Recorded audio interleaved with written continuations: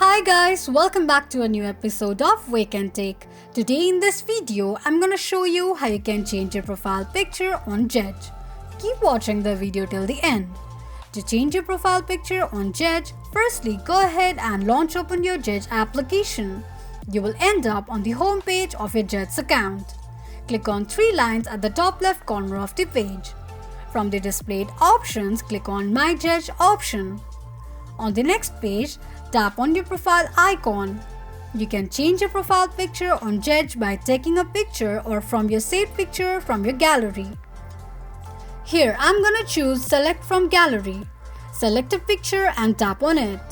After you're done, click on Save option.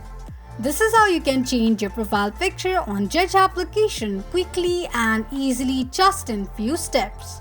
If you have any thoughts or queries, let us know in the comments section. Don't forget to subscribe to our channel.